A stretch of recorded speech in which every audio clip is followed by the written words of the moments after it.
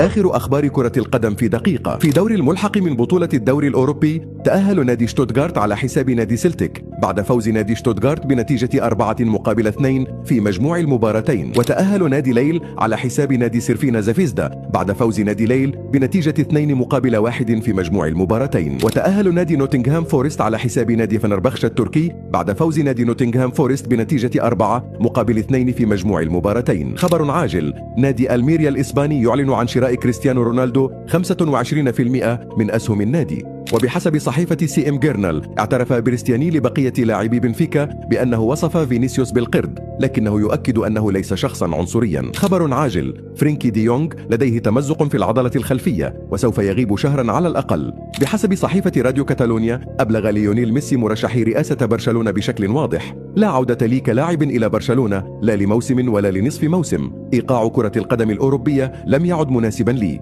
كما قرروا عدم دعم أي مرشح علنا والسماح فقط باستخدام اسمه في إطار التكريم أو مباراة اعتزال، ولا شيء أكثر من ذلك.